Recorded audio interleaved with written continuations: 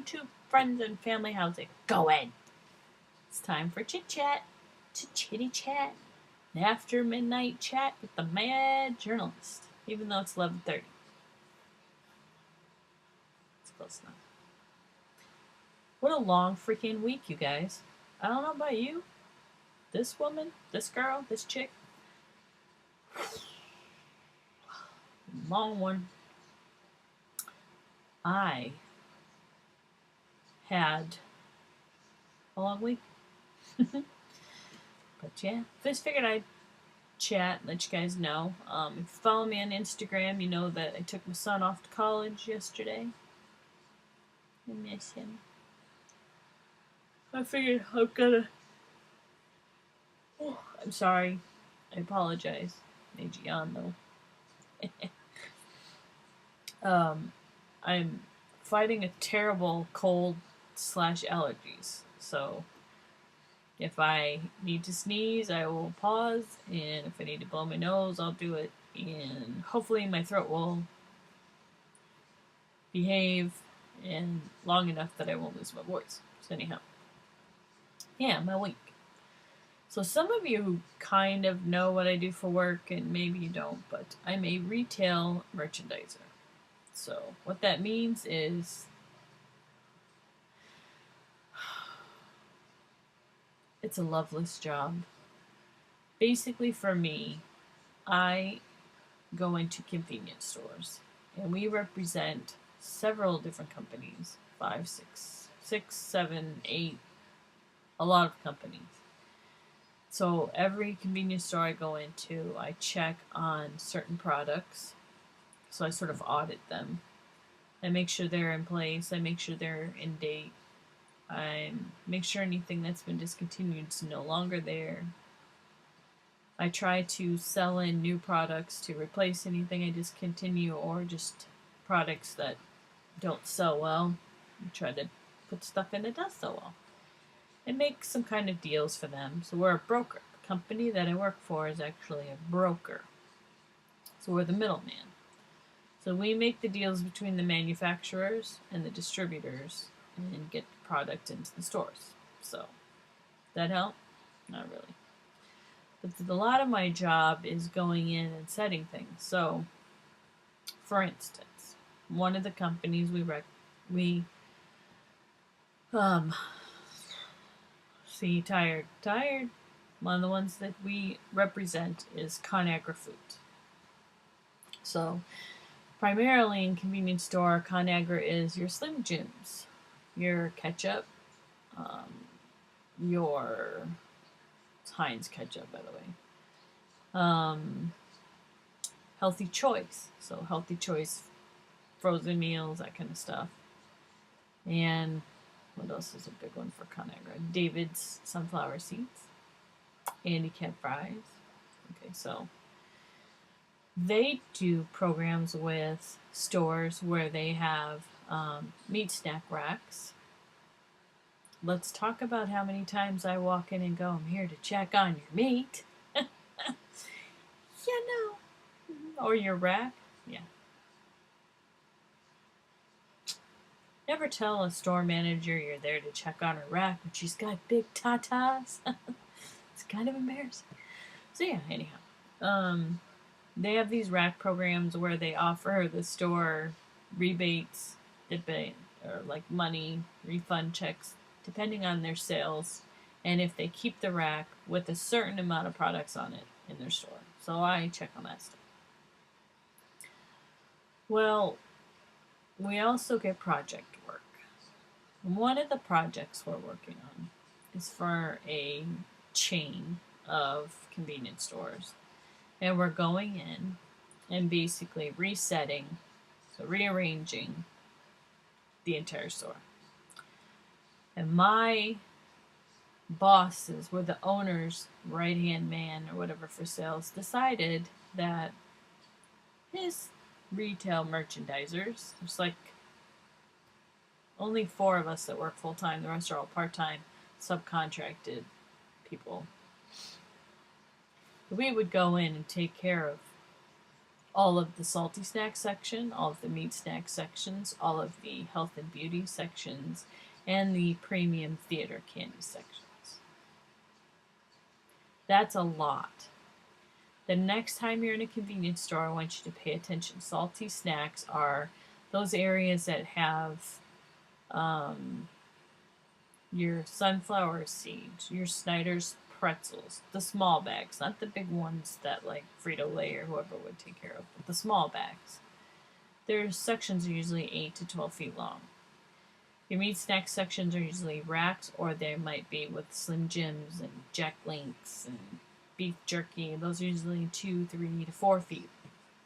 Your premium candy, like your theater candy boxes, your bags of like the 2 for $1, or your little mini bags of M&Ms and Reese's Pieces and Snickers bars and Jolly Ranchers and that kind of crappy shit. Anyway,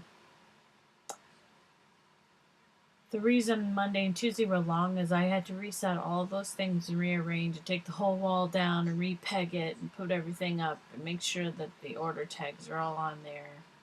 And some moron who did the floor plan didn't make the picture match the description, which makes it nearly fucking impossible to do.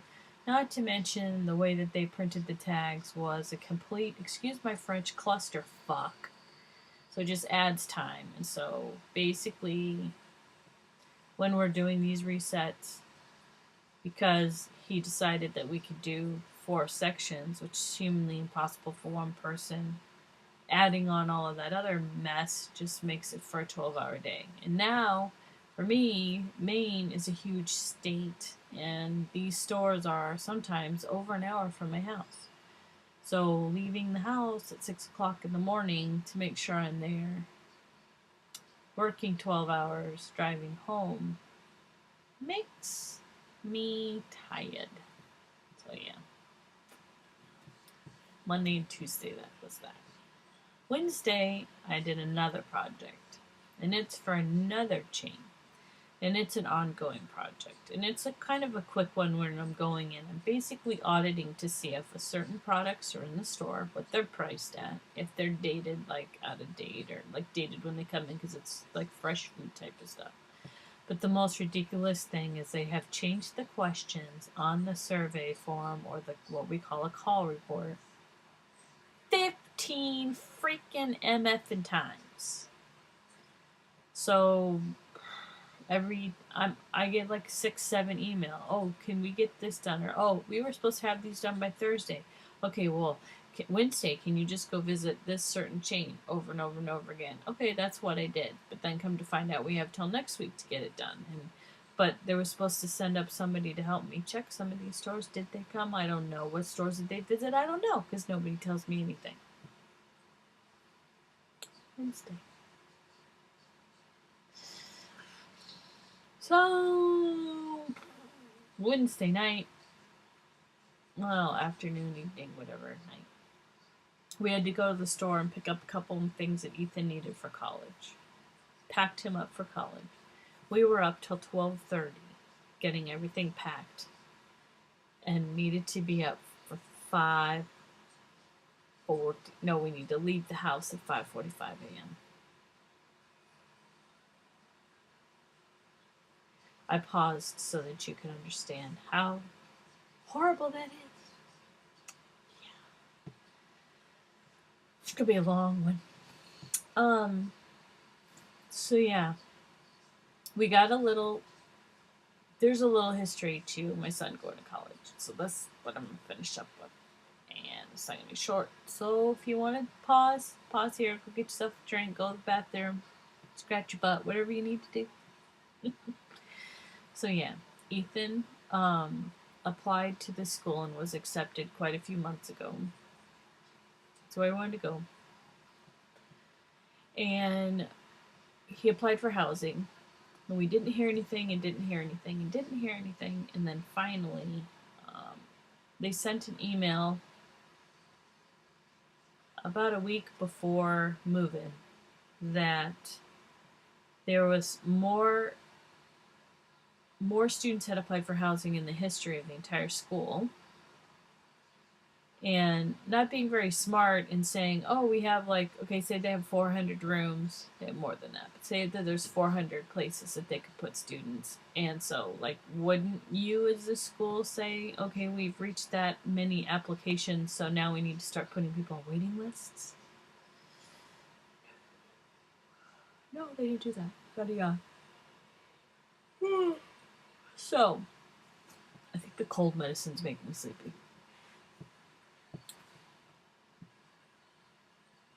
So, they sent this email last week saying that they still had a large group of students that had not been placed in housing, and that they had made an arrangement with a hotel a mile and a half away to put students up in a hotel. Really? This did not thrill me. Why? Because I don't know how many of you have stayed, like, had to go stay in a hotel for business or anything like that. I mean, after a week, you've had enough. You want your own bed, you want your own space, but how are you supposed to study and go to college classes and all of that staying in a hotel? So this pissed me off, needless to say. Anyway, we finally then got an email last Monday saying that by Friday they would let students know if they were going into a hotel or not. Well, Friday came along, we still didn't get any email. 12 o'clock came along, still didn't hear anything. So Mama Bear got on the phone. 6. 1, 2, 3, 4, 5, 6 times I left messages. I called more than that. First time I called, I left a nice message just saying I'd like to hear from somebody and see what the update was. We were supposed to hear by Friday. Moving day was the next week. Away you are again. So, let's just say that each message got a little nastier. I did not swear. I behaved myself. I just kept it stern, and eventually I got a call back.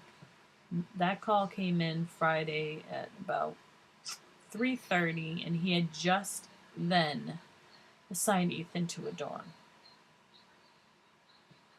to be moving in the next week, less than a week away. And then he was told a generic time of Thursday between, I think it was 9 and 1 or 9 and 2, something like that. Yeah.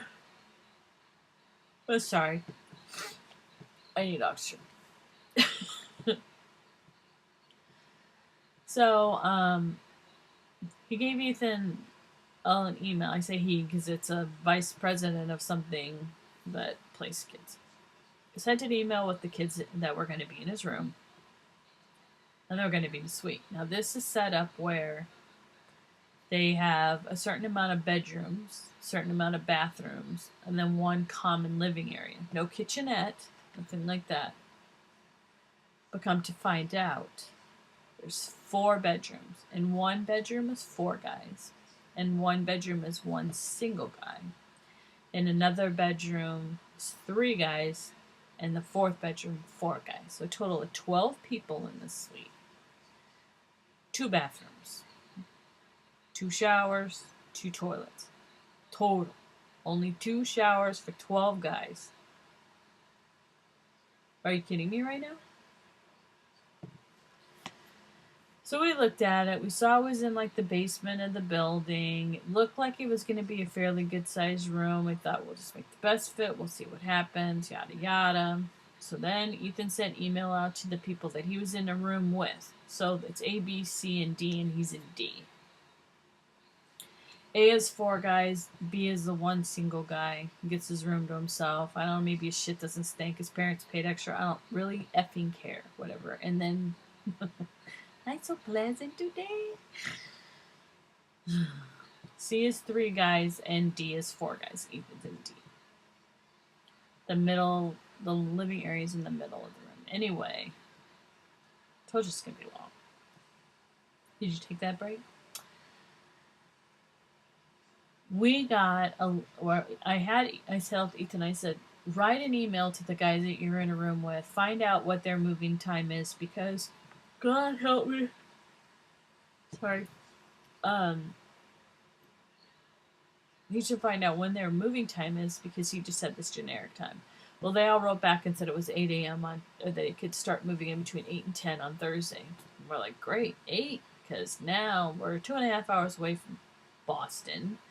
So, do the math. That means we'd have to leave by 5:30 to get there, whatever we're thinking, to get by 8.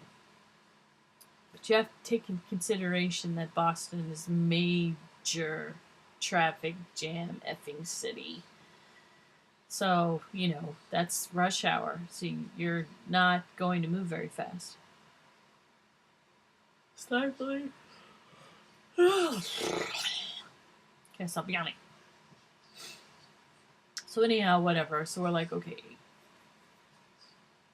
So we start figuring out what he needs, whatever. And he had to work. So it took us till Wednesday night to get shit together, get it packed, and it is what it is. But a friend of mine that I work with, her daughter's going to that school too, and she moved in on Wednesday. So she emailed me and said, FYI, go as earlier than what they said so that when Ethan gets into the room, he can pick which bed he wants. Because it's 2 sets of bunk beds. Ethan wanted to be on top. He don't want to be on the bottom bunk bed. Yeah, whatever. So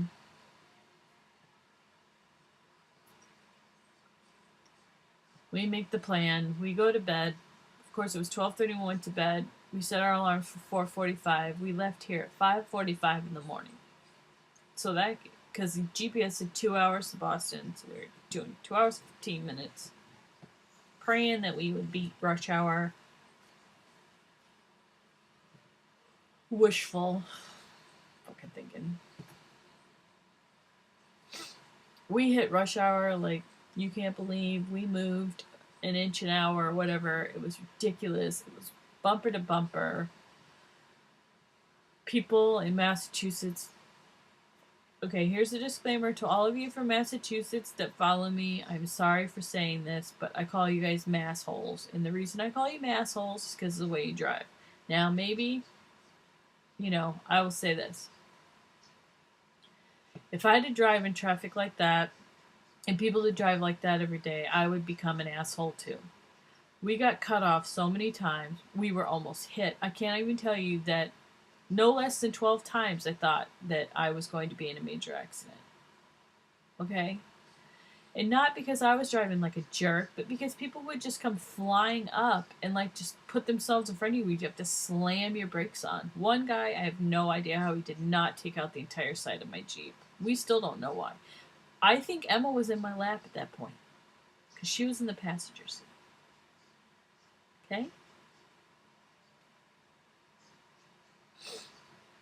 Wall to wall, bumper to bumper traffic. We got to the college after 9 o'clock. It was like 9:15. So you had to go through this whole rigmarole, go check in, get your keys, get your shit, unload the car, go park the car in another parking lot, and use these big huge totes to go take the stuff to the room. We get to the room, it's hotter than hell, there's no air conditioning. It looks like it was built in the fucking 60s. The carpet's disgusting. It's horrible. I mean, it's horrible. I will try to put some pictures in for you guys to see. It was horrible. It was ugly. And Ethan's room is they're packed in there like sardines in a can. And what's that? That's right. He was the last one in the room. So he basically didn't get any choice. He got what bed was left and what closet area was left. Only the 3 guys got the closet area, and Ethan got a dresser and a wooden closet thing instead.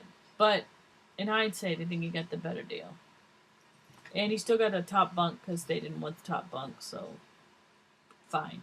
And he's actually probably right now while I'm making this video moving the room around to suit him a little more. But what's ridiculous is he's the oldest one. All the other guys are all right straight out of high school. Very immature.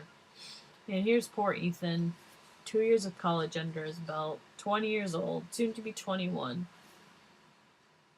Very mature for his age, and crammed in like a sardine with a bunch of weenie kids. And no offense to those of you that watch me that are 18 or younger or whatever. Come on, 18-year-old guys generally are not very mature. And, proof's in the pudding. They were partying and bringing girls in the room the very first night. So, anyhow, I was not impressed. I was very angry. I was angry because I had a long week. I was so tired. I had barely averaged 4 hours of sleep each night. I got my kids up and myself up at the crack ass of dawn, drove through horrible traffic for him to not even have a choice. And it's just disrespectful of the college to do that. Who puts a 20-year-old kid in a freshman dorm? He should be an upperclassman dorm. He should have more respect than that. So I wasn't impressed. Nope. He handles it better than I do.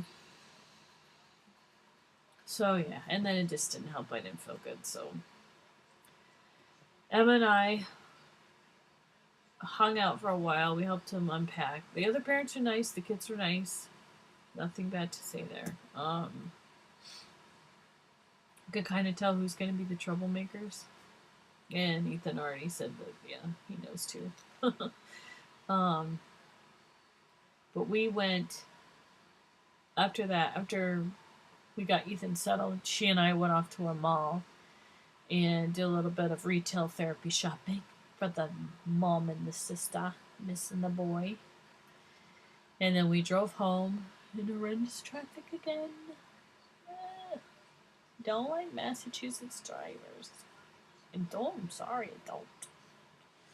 We got home late and we went to bed. We were tired, and then today has just been catch up on sleep and feel better. Got work out of the way. And now I'm making a video. So it's 22 fucking minutes long. So I don't understand I'll put up a long video. So that's my story. I'm ready for the long weekend. I haven't done Project Life in weeks. I haven't really done much artsy stuff. Maybe some stuff, but nothing to put up here. Yeah. I need some Brenda time this weekend, which I'm planning on doing. I need to blow my damn nose. So that's about it, guys. Not exciting.